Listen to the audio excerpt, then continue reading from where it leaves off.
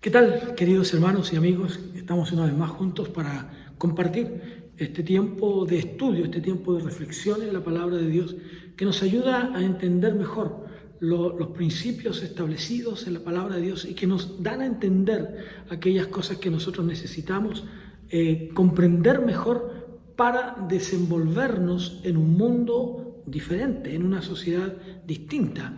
Hoy día nosotros estamos en una sociedad que ve las cosas de una manera con las cuales nosotros no compartimos y que están enraizadas en la palabra de Dios. Por lo tanto, hoy día vamos a hablar de un tema que en realidad ha sido tergiversado desde la perspectiva de la Biblia. Por lo tanto, eso es lo que vamos a conversar hoy día, que tiene que ver con el matrimonio, en el capítulo 7 del libro de Primera de Corintios. Por lo tanto, mirado así, desde la Biblia, es nuestro propósito, es nuestro afán en este día, miércoles, como cada semana acostumbramos a pensar y a reflexionar en la palabra del Señor. Así es que le invito a que oremos al Señor para que Él dirija este pensamiento, este andar hoy día en la palabra del Señor. Padre, gracias por tu infinita misericordia, por tu amor, por tu bondad. Gracias, Señor, porque nos permites este momento para buscar en tu palabra el consejo sabio, oportuno, preciso para nuestra vida. Te adoramos y te bendecimos y te ruego que nos guíes en este estudio en el nombre de Jesús. Amén y amén. Hoy nos corresponde estudiar el capítulo 7, como dije, del libro de Primera de Corintios. Y ante algunas dudas de pronto que asaltan, tendríamos que decir que ante la pregunta que surge, ¿no es cierto?, si el apóstol Pablo era o no era casado, tendríamos la tendencia a inclinarnos más porque él lo fue, pero en el momento en que él escribe la carta, probablemente piensan algunos estudiosos, algunos eruditos, que su esposa haya muerto y que por lo tanto él ya no tenía esposa. Sin embargo, esto lo hacía tratar el matrimonio, esta experiencia matrimonial que podría haber tenido, lo hace tratar el matrimonio con mucha ternura y nos hace llevar a pensar entonces y a llegar a esa conclusión de que probablemente él estaría casado.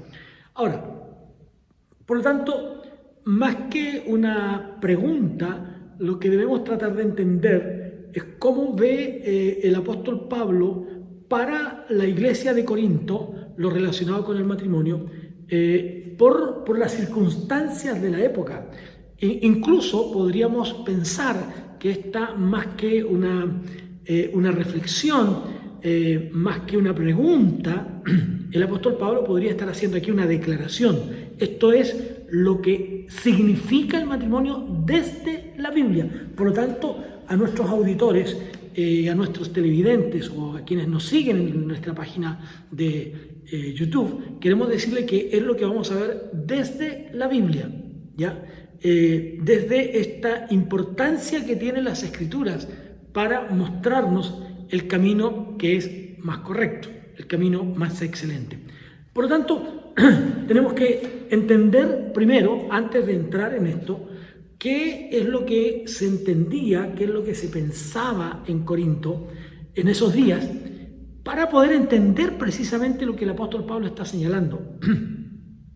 Vamos a leer, por ejemplo, los textos 1 y 2 de este capítulo 7, que nos van a dar alguna señal de esto.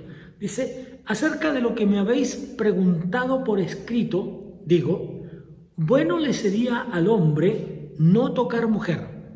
Sin embargo, por causa de las fornicaciones, tenga cada uno su propia mujer y tenga cada una su propio marido. Debemos entender, para entender este texto, debemos entender que Pablo está escribiendo a la iglesia en Corinto, ¿ya? Y cuando uno puede ver en la televisión o las personas que han estado en Corinto, sobre las ruinas de esta ciudad se aprecia una gran montaña. En esa gran montaña estaba lo que se conoce como el Acrolinto, llaman algunos, que estaba elevado bastante donde estaba el el templo de Afrodita, en esta montaña de Acrolinto, pero que también es conocida mayormente y principalmente como la Gran Acrópolis. Sobresalía de esta ciudad como una gran nube, ¿no es cierto?, en lo alto de la ciudad, y en ese lugar se encuentra en este tiempo, hoy día, una fortaleza. Mejor dicho, que las ruinas de un fuente, ¿no?, de un fuerte usado en el tiempo de las cruzadas. Cuando llegaron los cruzados, usaron las piedras del templo de Afrodita para construir su fortaleza. Por eso es que se la ve como un gran fuerte, ¿no? Ahora, este templo era como igual o muy parecido a lo que era la mayor parte de los templos paganos. Pero allí, en el templo de Afrodita, el sexo era una religión, era parte de la vida. Allí había, por ejemplo, 1000 vírgenes vestales, como se las llamaba, y en aquel tiempo en ese lugar una persona podía obtener comida, bebida y sexo, porque esas vírgenes vestales no eran otra cosa que prostitutas, ¿ya? Y que el sexo, entonces, se llevaba a cabo, se realizaba, por decirlo así, en nombre de la religión. Ahora, tomado así, podríamos pensar que esta idea, ¿no es cierto?, viene de aquella filosofía de Platón, quien entienden que tienden a ignorar la inmoralidad de aquella cultura, es decir, no eran inmorales. Alguien en cierta ocasión dijo que, ¿sabía usted que Sócrates escribió en un lenguaje muy elevado?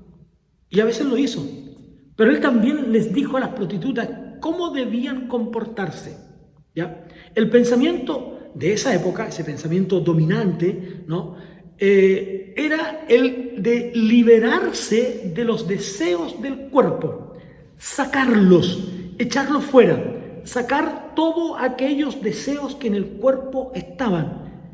Pero la gran pregunta entonces era ¿cómo hacerlo?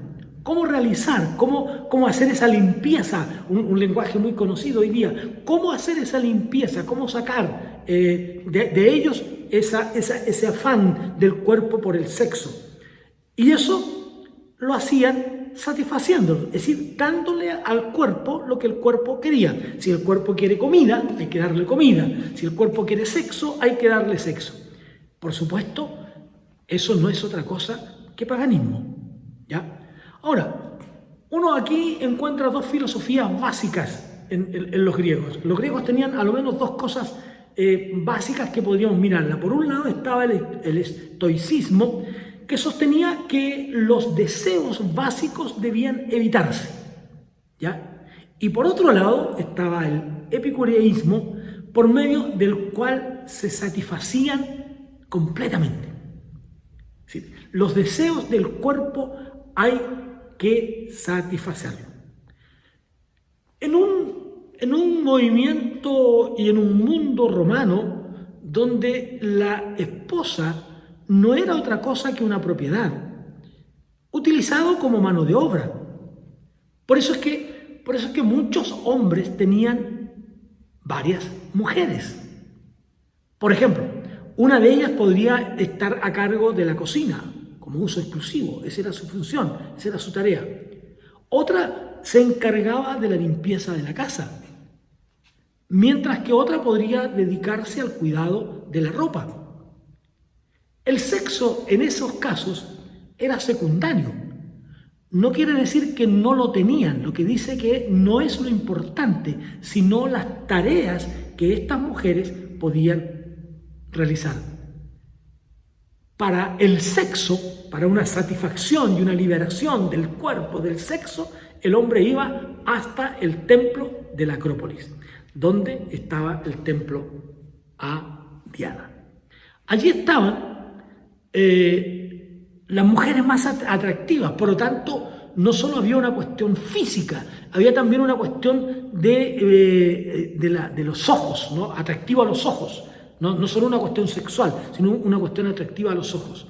Y allí entonces se llevaban a cabo estas ceremonias de la fertilidad. Así es que de esa manera funcionaba el templo. Uno hoy día podría ver, ¿no es cierto?, que, por ejemplo, los beduinos en Israel, ellos tienen varias mujeres, ¿ya? Para ellos es un asunto muy práctico. Ahora, desde ese estado de degradación, ¿no es cierto?, desde ese estado pagano, ¿no es cierto?, vamos a decir, desde ese estado pagano, ¿qué es lo que hace el apóstol Pablo aquí al tratar en este capítulo 7 con los hermanos de Corinto, con la iglesia de Corinto?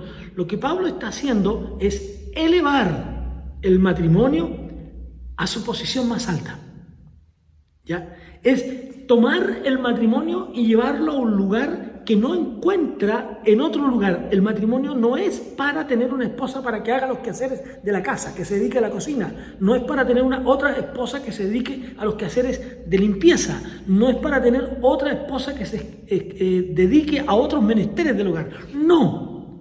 El matrimonio tiene otra connotación. Y Pablo entonces lo que hace aquí es tomar el matrimonio y llevarlo a una situación más elevada.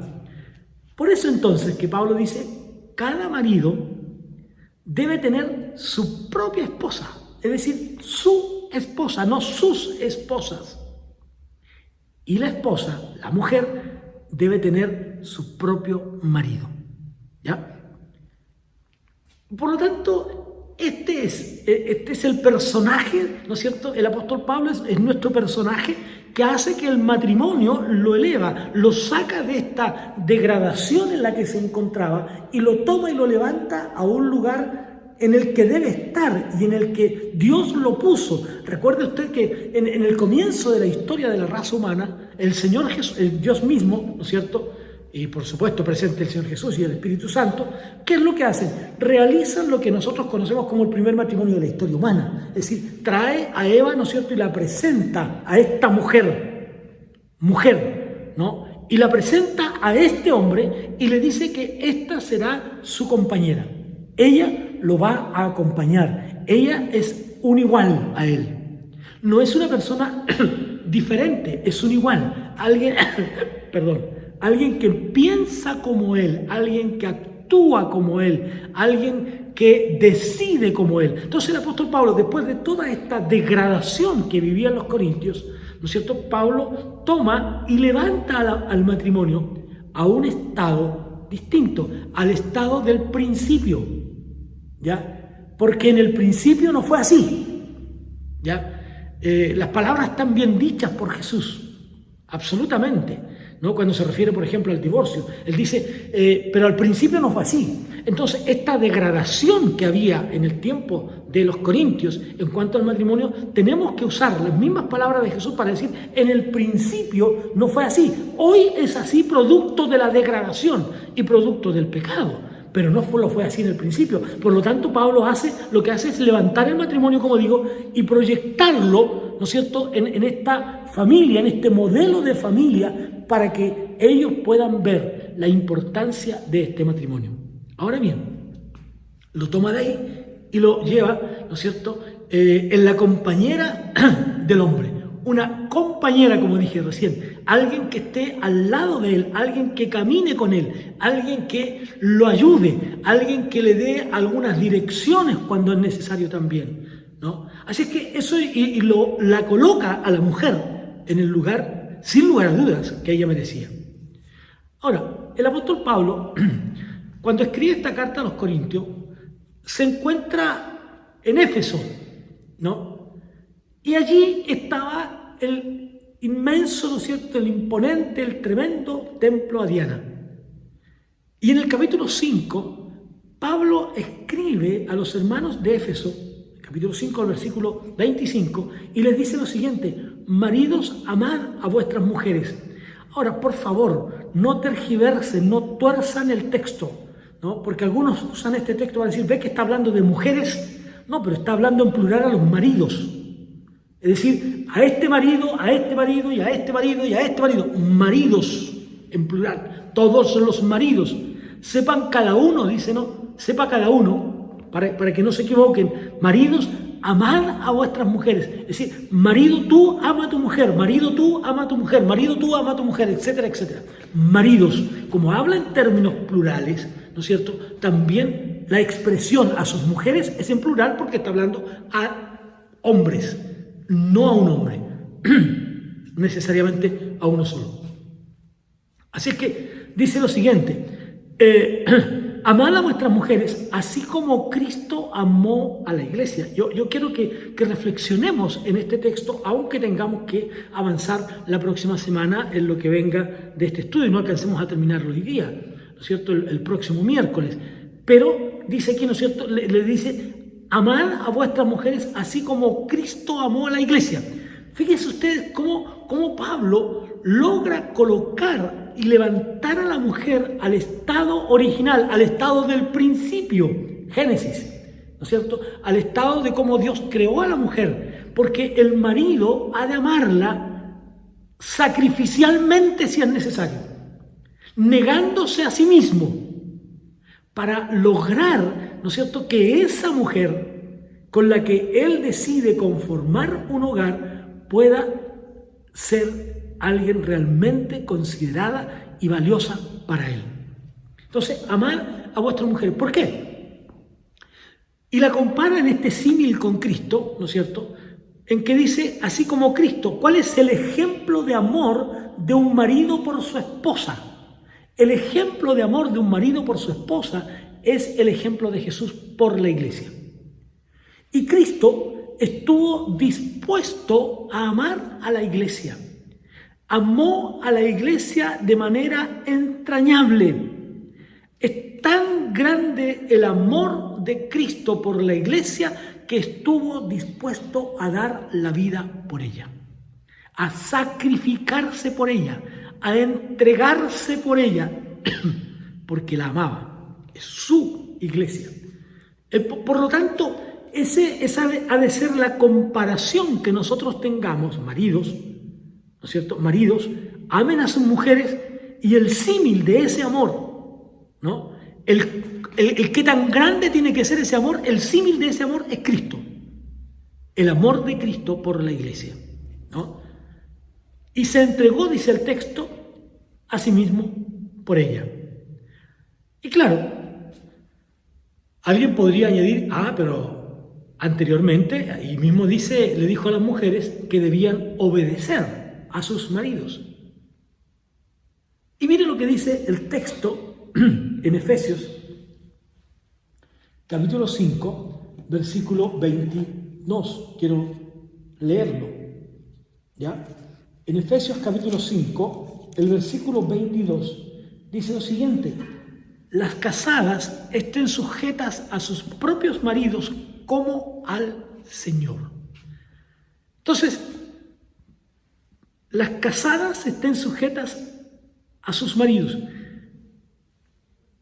Presta atención a esta palabra sujeta, que quiere expresar y que expresa la idea, ¿no es cierto?, la idea de que las casadas respondan a sus propios esposos. Es decir, que deben, reaccionar a la acción de su marido. ¿Qué estamos diciendo con esto? Que la mujer ha de iniciar su acción, su quehacer, en razón a lo que su marido es. ¿Ya? Por lo tanto, el primero en amar es el hombre y la mujer entonces reacciona a ese amor. ¿Ya? La mujer recibe ese amor y en el hecho de que ella recibe ese amor, responde y debe responder también con amor. Esta es la idea que nos plantea el apóstol Pablo aquí y que nosotros debemos mirar con atención. Ella debe sujetarse y responder a ese amor.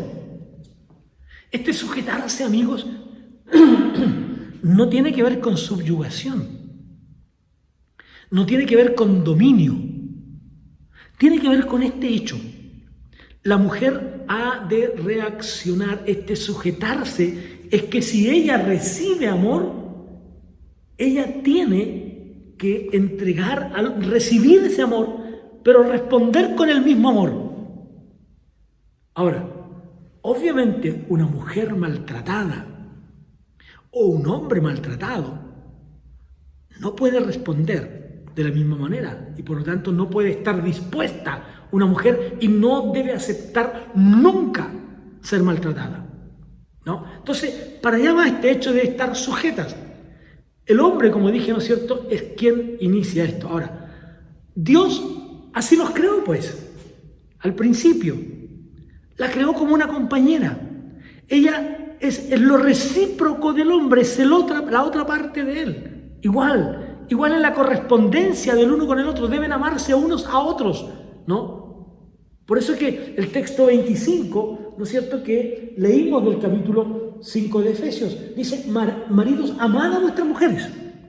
Si ustedes son capaces de amar a vuestras mujeres, ellas demostrarán su sujeción amándoles a ustedes. ¿Se fijan? Demostrarán su sujeción amándoles a ustedes. Esa es la idea. Entonces, ¿y cuál es el referente? El referente es Cristo. Así como Cristo amó a la iglesia y se entregó a sí mismo por ello. Por eso entonces, entendemos ahora lo que el apóstol Pablo dice en Corinto, en el capítulo 4 del 7, cuando simplemente nos dice lo siguiente: la mujer no tiene potestad sobre su propio cuerpo, sino el marido, ni tampoco tiene el marido potestad sobre su propio cuerpo, sino la mujer. Esto en Reina Valera. En otra revisión dice, la mujer no tiene dominio o autoridad sobre su propio cuerpo, sino el marido. Ni tampoco tiene el marido autoridad o dominio sobre su propio cuerpo, sino la mujer. ¿Qué estamos diciendo aquí entonces? El marido no debía ir al templo de Afrodita. El marido no debía ir al templo de Afrodita para satisfacer su necesidad biológica. Por un lado, para equivocadamente creer que estaba amando y vaciando todo lo que el cuerpo le pedía, él para eso, porque eso era pecado. Pablo dice, eso es pecado. Ir a la Acrópolis donde estaba el templo a Afrodita, eso es pecado. Porque el marido no tiene dominio sobre su cuerpo, no puede decidir por sí mismo, per se, en relación a su cuerpo. Quien tiene esa autoridad, per se, es su mujer.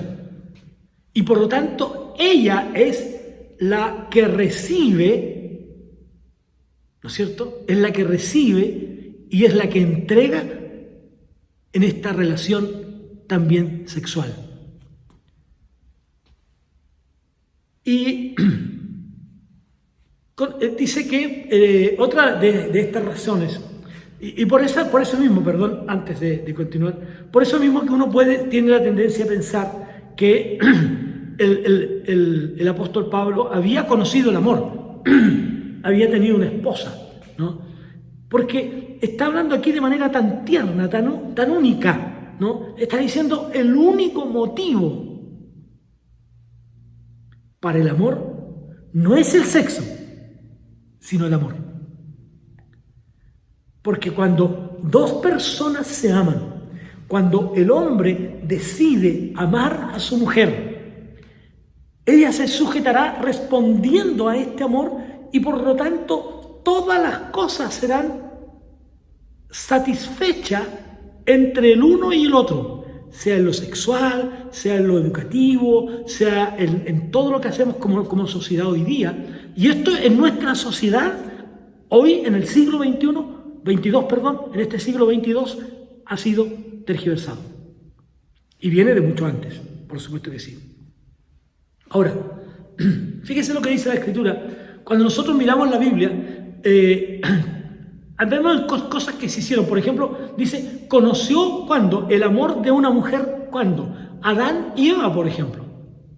Cuando conoció Adán a Eva, cuando se unieron, cuando conformaron un solo cuerpo. ¿Ya? Otro caso es el de Jacob y Raquel, el de Boaz y Ruth, por ejemplo, el de David y Abigail. Y fue precisamente Abigail quien dijo: la vida de mi Señor será ligada en el haz de los que viven en el Señor tu Dios. En otras palabras, en otra revisión de la Biblia dice: tu vida estará bajo la protección del Señor tu Dios, porque estás haciendo lo correcto.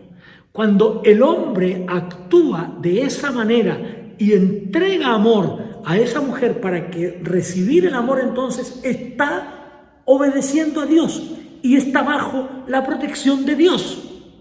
Dios lo protegerá, y como lo protegerá a él, entonces también protegerá a su esposa y protegerá también a sus hijos. De ahí entonces, el apóstol Pablo en versículos 5 y 6 nos dice: no os neguéis el uno al otro, a no ser por algún tiempo de mutuo consentimiento, para ocupados sosegadamente en la oración. Luego volveos a juntar en uno, para que no os tiente Satanás a causa de vuestra incontinencia. Pero esto lo digo más como concesión que como mandamiento. Pablo está diciendo: este no es un mandamiento, es un principio a seguir, ¿no? Por lo tanto, es pertinente para cada miembro de esta relación matrimonial. Porque cuando esos elementos del matrimonio, cuando el apetito sexual, biológico, natural de un hombre con una mujer, que es su esposa, no es satisfecho, no siendo una excusa porque es pecado para hacerlo, pero estará expuesto a la tentación. Y por otro lado, la mujer también estará expuesta no solo a la tentación, sino a ceder a ella. ¿Ya? Es decir, un hombre que no responde con amor a su esposa, la deja expuesta a la tentación y a ceder a la tentación para encontrar amor en otro lado. Lo mismo un hombre cuya mujer no le entrega amor, él estará expuesto a ceder a la tentación de buscar amor en otro lado. Lo mismo en lo sexual. Un hombre que no satisface sexualmente a su esposa, la deja en la debilidad de caer en la tentación de encontrar la satisfacción física, biológica, natural, humana, divina del sexo en otro lugar.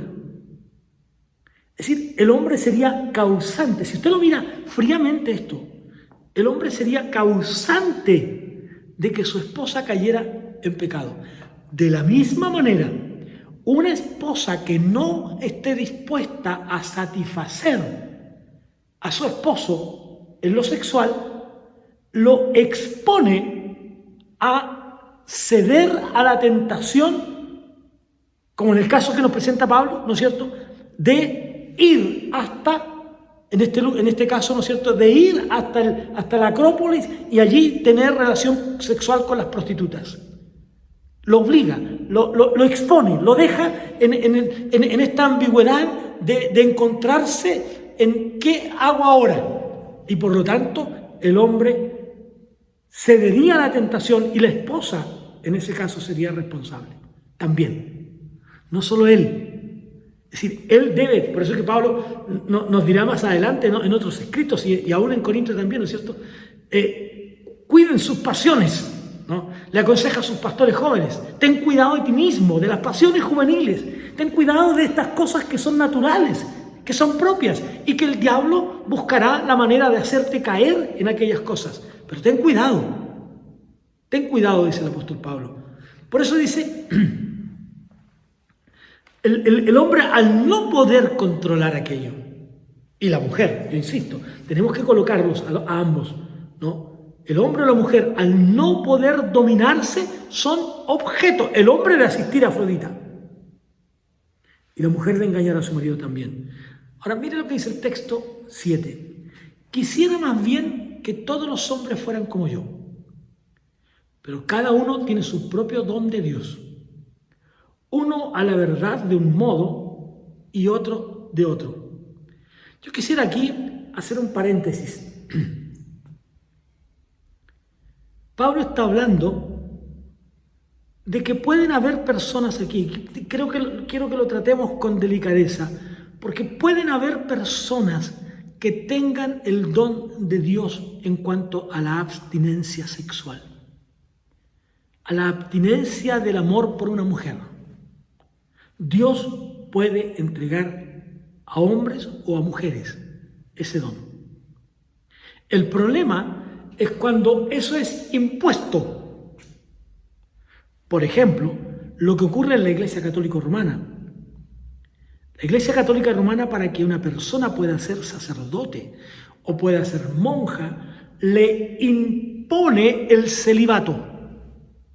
Es un requisito para, si no eres capaz de controlar tus pasiones, entonces no puedes ser sacerdote y no puedes ser monja. Pero no es un don de Dios, es una imposición de la Iglesia que con el tiempo, ese hombre o esa mujer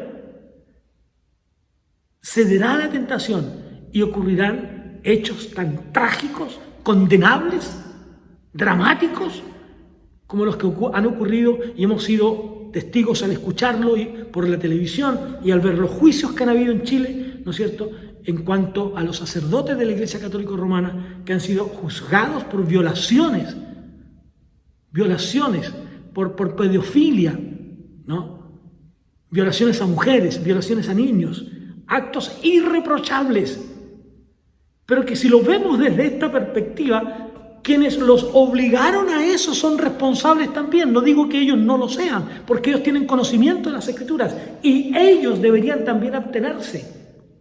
Pero esta imposición de la Iglesia a hombres o mujeres, sacerdotes o monjas, los lleva a actuar en un área para la cual ellos no están capacitados y que por lo tanto sus cuerpos, ¿no es cierto?, siguen siendo el de un hombre normal, el de una mujer normal, que tiene necesidades biológicas normales, y me refiero específicamente a lo sexual.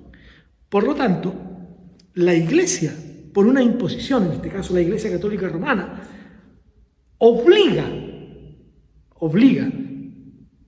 expone a ese sacerdote a cometer un acto de pecado que él sabe que es pecado.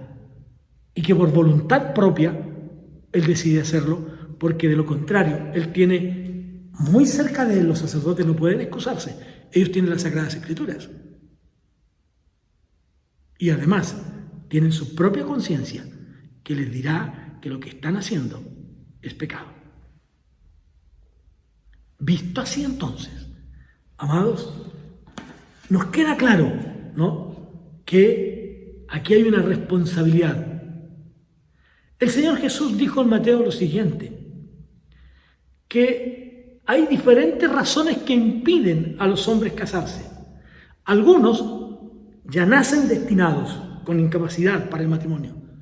A otros simplemente los incapacita a los hombres. Y otros porque por decisión, por causa del Evangelio, por causa de la predicación del Evangelio, yo diría de la libertad y de la convicción del don de Dios en sus vidas, han decidido abrazar el celibato como una razón de entregarse a un servicio a Dios más completo, en el sentido de no tener estas, no son limitantes, de no tener estas causas de establecerse en un lugar como familia, ¿no es cierto?, y les permite ser más libres para ir a otros lugares, especialmente en la iglesia del primer siglo, donde era muy difícil transportarse. Hoy día no es así, hoy día podemos trasladarnos con familia y todo a diferentes lugares, pero no puede ser una imposición. Es un don de Dios y es una decisión personal. Lo demás es pecado. Y estamos hablando de la relación bíblica de un hombre y una mujer. En el concepto de la Biblia no hay otra forma de matrimonio. Un hombre y una mujer. Y eso quiero dejarlo en claro también. Y no es ser xenofóbico ni mucho menos. Es simplemente usar la Escritura como nuestra regla de fe y práctica, ¿no? Por eso entonces, el apóstol Pablo nos escribe en los textos 8 y 9 lo siguiente. Digo pues, a los solteros y a las viudas, y por qué no a las solteras, qué bueno les sería quedarse como yo. Pero si no pueden controlar su naturaleza, entre paréntesis está escrito esto, por no tener el don de continencia, cásense, pues mejor es casarse que consumirse de pasión, dice una revisión. El texto de Reina y Valera nos dice, los textos 9, 8 y 9, lo siguiente. Digo pues a los solteros y a las viudas, que bueno les fuera quedarse como yo. Pero si no tienen el don de continencia, cásense, pues mejor es casarse que estarse quemando. Aquí lo que el apóstol está señalándonos, amigos, es el simple hecho de que si usted no tiene el don del celibato, el don de continencia, para decir, mira, yo en realidad renuncio a mi estado de casarme o de vivir con una mujer, renuncio a aquello, no por lo que como nos enseñan hoy día, ¿no es cierto?, la sociedad, en el sentido de que en realidad yo tengo un cuerpo de esta forma, pero me siento de otra. No estoy diciendo eso. Estoy diciendo un hombre, ¿no es cierto?, como lo que nosotros conocemos en las Sagradas Escrituras. Ese hombre puede tomar la decisión de no tener esposa. ¿Para qué? Para dedicarse a la tarea, a la obra del ministerio, por ejemplo. Pero si no tiene ese deseo, si no tiene ese control, si no tiene ese don de Dios, Pablo dice, ese hombre debe casarse, debe buscar una esposa con la cual vivir, con la cual compartir su vida, sus sentimientos, sus preguntas, sus inquietudes, sus desafíos de vida. Debe comprometerse con ella para tener estos desafíos de vida, ¿no? Debe tener esta relación marital íntima, ¿no es cierto?, cuando ambos se hacen uno. Es mejor, eso dice Pablo, que estar siempre, diría a los hermanos de Corinto, que estar siempre mirando hacia la Acrópolis, ¿no? Que estar siempre con los ojos puestos en la Acrópolis. Ah, si yo estuviera allá. Ah, si yo estuviera haciendo esto. Ah, si yo... No, Pablo dice, es mejor que ese hombre se case, porque si no, sus pasiones lo van a terminar por hacer ceder a la tentación. Porque su pasión es absolutamente natural. Dios lo creó así. Visto así entonces, hermanos, no podemos sino que cerrar este pedazo aquí, ¿no es cierto?, este trozo de las Escrituras, señalando que Pablo está elevando el matrimonio y está diciendo que la sujeción entre un hombre y una mujer es en razón de la propuesta de este hombre de amor hacia su mujer. Te amaré. Y ella entonces responde a ese amor. Y ambos deciden llevar una vida juntos. Ambos deciden compartir los mismos intereses, los mismos propósitos. Ambos deciden entregarse el uno al otro corporalmente y hacer una sola persona en el sexo, en el matrimonio, dentro del matrimonio. Por eso es que el sexo fuera del matrimonio es condenado en la Biblia. Es pecado, hermanos. No podemos decirlo de otra manera. Entonces, cuando este hombre, ¿no es cierto?, con esta mujer unen su vida en un matrimonio, lo harán siempre, salvo, dice el apóstol Pablo, que ambos decidan cierto tiempo de abstención para dedicarse a la oración, para dedicar un tiempo a la reflexión, al estudio de la palabra de Dios tal vez. Pero tiene que haber un acuerdo mutuo. No es una decisión solo del hombre, ni es una decisión solo de la mujer, porque recuerde, el texto que acabamos de leer ya no se pertenece no pertenece el uno a él mismo, ¿no? Eso es lo que dice el apóstol acá en el texto, ¿no? La mujer no tiene potestad sobre su propio cuerpo, es decir, la mujer no tiene el derecho de arbitrariamente decidir no tener una vida íntima con su marido, no puede hacerlo. Eso es lo que está diciendo Pablo.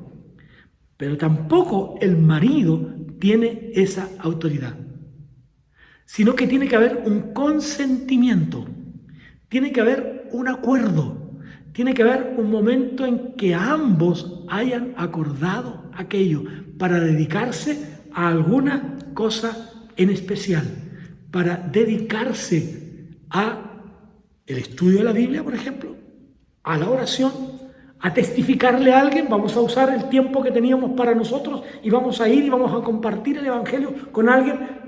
Vamos a negarnos a nosotros para ir y testificar de Cristo. Esa es la idea.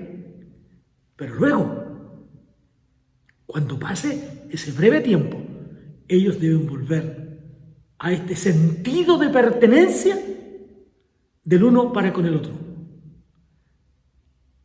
Y desde esa perspectiva, entonces, sellar sus convicciones. Entonces, Pablo está aclarando aquí a la iglesia de Corinto, dejándole diametralmente claro que el matrimonio es santo y que el matrimonio es algo que Dios ha instaurado.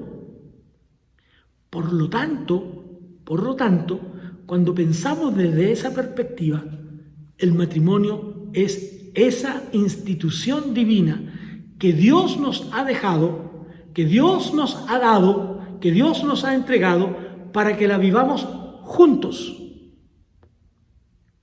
No para que cada uno la viva a su manera, sino para que la vivamos juntos.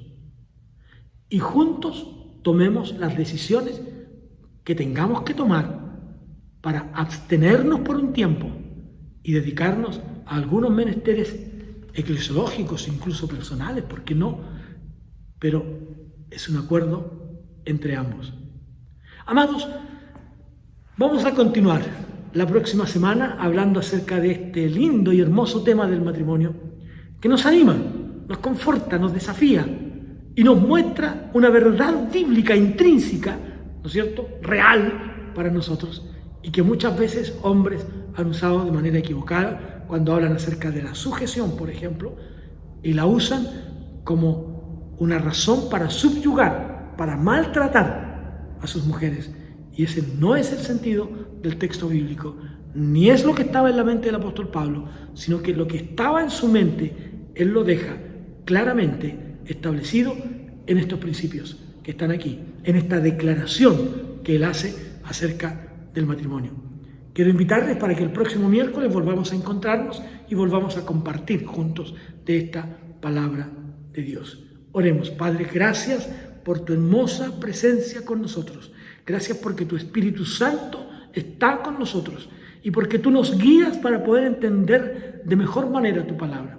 Ayúdanos, Señor, y bendícenos, y que esta semana sea también una semana de bendición para nosotros. Oramos a ti en el nombre de Jesús. Amén y amén. Amigos y hermanos, gracias, que Dios les bendiga. Ha sido un hermoso tiempo de compartir la palabra de Dios. Un gran abrazo para cada uno de ustedes.